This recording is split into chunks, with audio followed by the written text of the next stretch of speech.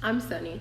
This is Kat. We own this salon that we're shooting this video in. We're starting this YouTube channel because all of our clients have such different hair textures, and we really want to be able to like show you guys how to take care of your hair and what products to use, because a lot of times like you guys will go to YouTube and hear all this fluff and then come back to me and be like, so I heard that you only use gel on your hair, or something that makes absolutely no sense. So the purpose of this channel is to just like clear the air, but also to have like fun with it. So absolutely. I'm Sunny. This is Kat. She does eyebrows, I do curls. Today we're doing a Q&A, and we're just gonna answer some of the questions that our clients sent us on Instagram. Some of these questions I'm not going to answer because they're questions that I'm gonna answer in the following videos that we're gonna do. So, first one, how did you pick the name for your salon? So, I wanted the name to like say like bright light, because that's what I want to represent, like the light that we are in this world, whatever. And so I'm like, I can't just name a salon bright light, like it sounds so corny. So I was like, let me look it up in different languages and see which one sounds the best. And then like my father's side of the family, they speak Creole and they speak French. So I was like, And then I found the name. So I remember the date I texted her and I'm like, I found the name for the salon, and I sent it to her. Yes. And then my previous boss texted me and she was like, I'm really gonna miss you. You're probably, I'm gonna miss your bright light. Like the same moment that I texted her the name of the salon. Like back to back. Yeah, and I was like, a sign? Is this a sign? I think so. And then that was it. Here we are, Lumiere Vive, bright light. You can't say it like that. You say it better. So, Lumiere Vive. Go ahead. Who can top that? Why did you choose to specialize in curly hair? Okay, that's easy. One, when I grew up, there was no curly hair salon, and I walked around with my hair in like that pyramid. I remember I cut my hair into a bob, and I thought it was gonna be so cute, and then I wet it, and it looked like a triangle on my head. So, yeah. I was just like, once I figured out, I went to a curly hair stylist myself and I saw what she did. I was like, I want to do that. And then it's just been up from there. How did you guys meet? So funny story. About 10 years ago. Wait, I've never heard your first impression of me, and I always tell everybody my first impression of you. So go ahead, tell everybody how wonderful you thought I was. Anyways, so we're in class and we had a class together, and I was cool with this one guy, and we were always talking. He's like, yo, who's that girl? She's so cute. I'm like, I don't know, she is pretty. Somebody said I was cute? Yes, girl. I was like, yes. I was like, yeah, she is pretty. I don't know who she is. And he's like, oh, I think she's Spanish. I was like, pfft. I'm like, no way, she's not Spanish. She has to be mixed with something else. Like, there's something else. And like, I don't know, that was me first like seeing her, and then our first encounter was a little rough. I was definitely like taken aback by it. I was like, oh my gosh, I'm just trying to like be helpful. But not everybody. It's really interesting to hear your first impression of me, because I did not even know. I did not have any idea that they even had nice thoughts about me, because none of my thoughts about her were nice. So when I first met her, I thought this girl was so loud and obnoxious, and I was just like, I'm like the type of kid in class where I had moved from New York, and I went to school in Sanford, and then I got stuck in Oviedo, Florida, which I don't know if you guys know anything about like Central Florida area, whatever, but Oviedo is very uncultured compared to Sanford, and especially compared to New York. So when I went to school, I was kind of like in my box. I didn't really step out of there. So Catherine in our class, like, her personality naturally is very out there, and she's Hispanic, so she's loud, and I can't help it. Yeah, so I was just like, who's this girl? Like, she talks too much, she's doing too much, we're here for school, like, you need to sit your ass down and learn. Girl, I was not there for school. High school was a joke. I mean, passed all my classes. So that's how we met each other, and then we just ended up becoming friends, because she ended up being my neighbor. So two houses down. Two houses down. I moved and she was my neighbor 2 houses down. So her mom sent over like a tray of cookies for Christmas, and I was like, oh, you can answer this. Eyebrow growth advice. That's for you. I mean, eyebrow growth advice, definitely stop touching them. I know it's hard sometimes because it like that in between phase is really ugly, but definitely don't touch. There's different types of oils and like serums that you could do for your brows to help them grow. We have one here that we make ourselves, our strengthen and growth oil. Just essentially things that have like castor oil and like vitamin E oil, things like that like just help promote like growth in hair, like good skin and nails and stuff like that. That should like really do the trick. And then once you do that, consistency is key, because like taking it sparsely is really gonna do nothing for you. To add on, if y'all don't drink any water and you eat greasy, nasty fried foods all the time, don't expect anything in your body to operate functionally. So sorry. Starting out curly hair methods, how to start. For one, cut off all the damage off of your hair. Definitely cut that heat damage, cut that chemical product hair. Yeah, or if you don't want to do that, you can transition by using protective styles, but most of the time like the hair will start to eventually break off because they're so drastically different.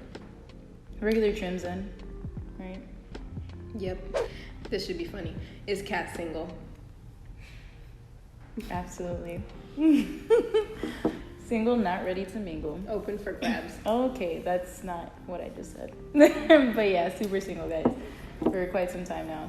Who are my biggest role models? Catherine is one of my role models in a way where she's like very soft spoken, not in the tone of her voice, but the way she says things. And I definitely admire qualities like that. When I see people be so delicate with other human beings, I'm like, wow, I wish I could, possess those qualities, and I wish it came natural to me.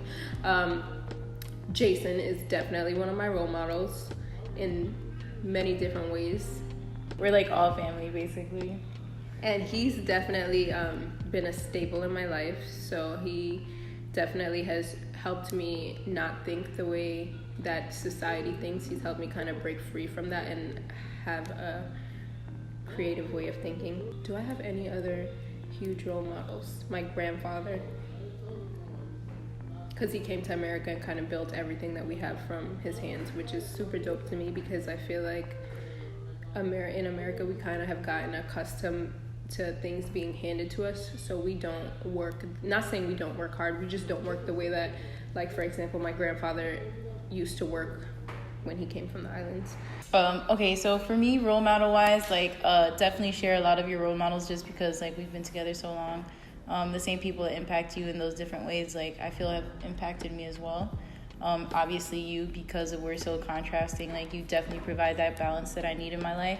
So in areas that I'm weaker, it's like, dang, she's so good at that, and it's like I need to,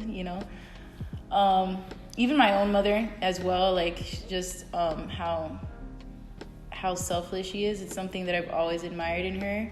And real. Yeah, as good and as bad as it can be, which I feel like I pick up on both of those. Like, that's one of the traits that I've definitely like taken from my mom and like give out everywhere, like selflessness and being serviceful to other people. Agreed.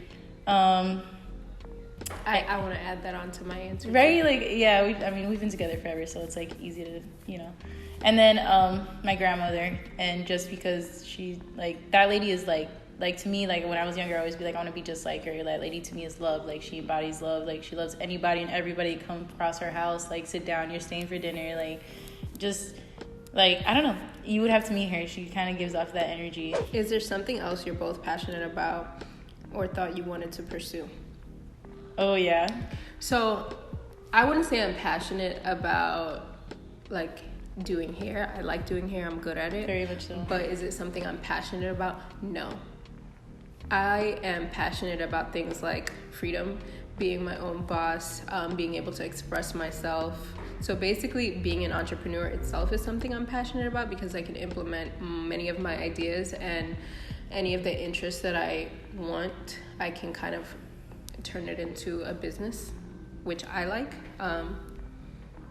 But I mean, at the same time, I guess when I am focused and when I am doing whatever it is I'm doing in that moment, I am passionate about it. I was gonna say that. In those moments. So yeah, I don't really put a limit on what I want to do. I'm kind of just here doing it all. I originally did go to school for nursing, and I thought it was cool in the sense of its flexibility, because I like to be a very flexible person, like to move around and like to my own pace and stuff like that. But it's not going to be silly, but like as a child, I always like envisioned myself like, learning nursing and then going to like a third world country and like making like $1 an hour, like just like to help people who like, you know, to take that service and really give it to people who actually need it and are like it's not something that they can find or easily access, you know, because just another nurse here in the United States, as great as that sounds, like, you know, there's places where there's nothing. So that's what I originally like had always loved the thought of nursing for. And then passion, sleep. That's so aggressive. I mean, I would like to say that I'm very passionate, just like on a day-to-day, just about life. I usually tend to wake up in like a really good mood. I don't feel like passion is a word that describes you.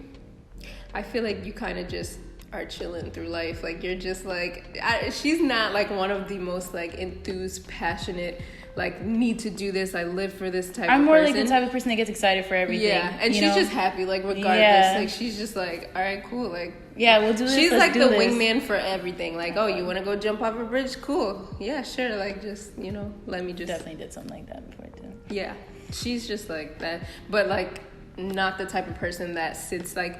For example, like I'll be at home and I'll be writing. No, I'll legit wake up, like I'll open my eyes, I'm sleeping, and I'll be like, oh my god, all these ideas run into my head, and I'm like, oh shit, let me write this down. This one time we're both driving to the salon. I'm texting Danielle. I'm like, yo, I'm so excited to see you to see you today. She's like, yeah, I'm so excited to get to work. I'm just like, yeah. Oh, so like I guess that kind of answers that question for the both of us. Do you feel like you do more than just cut people's hair? 100%. Girl, that's the last thing we do is cut people's hair. Oh my god. Depends on the client, but yeah, it definitely does tend to depend on the clients, but they definitely feel very open with us. I mean, I'm sure like in all salons, but I feel our regulars are like our family. Yeah, I feel like it goes to the next level. Like here. I've definitely private investigated many relationships. For real. Yeah, I've definitely Googled, found all the information, zodiac, astro charts, all of it for many of my clients. How long has this vision taken you to achieve? I don't 2 months. I don't want to say it was too long, honestly. It was just. The minute Danielle feels something about anything, like she's gonna make it happen. So she decided that she wanted to have the salon. She told me about it. I was like, when do you need to move down? Like a month, 2 months, literally later. 2 months later. We have this place. I'm down here. We're making it happen. Literally, here we are 2 years later. So there's that. Right. Okay. What are 2 important goals you have and places you want to travel to? So I definitely want to travel to Bali and Colombia. 2 other important goals is the next project that we're working on. Stay tuned. Yeah, don't want to say anything yet, but for sure. It's definitely the biggest project as of yet and the most exciting, and every time I think about it, I want to scream. Well, definitely travel places. Places that have always intrigued me are places like Iceland and like Switzerland. I definitely want to go to Germany. Switzerland's amazing. I know, I'm dying to go, dying as much as I don't really like favorite cold too much. Dying to go, but tropical it was, I definitely want to go to Aruba. They've already done that without me. Not trying to be salty about it. It was alright. I definitely want to go back to Colombia. That sounds like a trip right there within itself. As crazy as it is, I've always wanted to go to India. Why is that crazy? I don't know. I think that would be an amazing place to go to. The culture intrigues me so much. I love it. Honestly, my goals in life are pretty simple in a sense of I just have personal goals, and if I achieve that, for me, that's everything. Anything else that I come across in life are fun experiences, as we already talked about. What are some tips you can recommend for someone trying to start their own business? For one, prepare yourself. Business Although, not to say that the business plan or your preparation is going to go the way that you plan it out to be, because most of the time that doesn't necessarily happen. But definitely do your research, because the one thing that you can use to your advantage is education. So educating yourself on the government, the system, a lot of tax and accounting, the county information. Area. Definitely educate yourself on everything that you can educate yourself on. One. Number two, if you are not the type of person that likes to play multiple roles, you need a team, because there's too much within a business when starting a business to do if you're not one to go out and you're good with time management and learning how to do different things. 3, get some kind of faith belief system. I don't care what religion it is, but you need something to communicate with that's out there that'll guide you. I think that is one of the best things any entrepreneur can do, because there is so much power out there that you can tap into, and it's almost like you can manifest anything that you want. And I think that in business, if you learn the keys of manifestation and your vibration, you can literally do anything you want. How are you guys able to maintain business partners and keep the friendship intact, and what has been some challenges?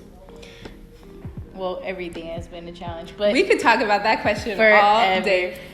I would say that the only reason we are able to keep this going is because we genuinely love each other. At the end of the day, like it's just pure. Like, she's like a sister to me, so it's not an option to not be friends or to not do this. Like, it just is what it is. Challenges, we are two completely different people in so many different ways. One, I'm a Capricorn. My whole chart is almost all Capricorn. She is water and fire. She's literally, her whole chart is like Pisces, Leo, and Aries, okay? She is very, I like to communicate with my words. She does not like to use words. Oh my God. For one, that's one. The way we work, she is the type of person that needs to see something. She's like the type of person where, for example, all the stuff in here she built. You give her the instructions and there you go. She's got it done. She'll get it taken care of. I'm the type of person that just tells you to do something or expects you to do something without even thinking about anything, because that's the way that I am. So if I see something, I'm already like thinking about it. Like my head is constantly flowing. So I'm the type of person where I'll be at home and I'll be thinking about, like, for example, I dropped something at the salon on the floor that I got to pick up and I got to do this. She's the type of person where once she's not here, she's living whatever she's doing. So I think that clear communication and like accepting people and knowing people for what they are definitely helps. Your turn. You can go ahead and give your perspective. I guess I really kind of summed it all up. You did. This is your opportunity to say anything bad about me that you I'm not that person. No, she really did sum it up. It's all good. It is difficult because you have your family. Yeah, exactly. Like a husband and a wife, spouse, it's difficult to work together and just being together, yeah. The different dynamics. Take order, take demand, different thoughts, dynamics. Yep. It is difficult, but you guys have a chemistry and it works. Thank you.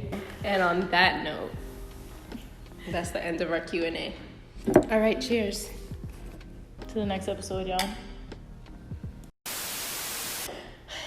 Why do men cheat? Why do women cheat? I hate y'all. Many different situations. We cannot speak for everybody. So that's something that you guys will have to ask whoever cheated on you. Aggressive. Whoever cheated on me. Right.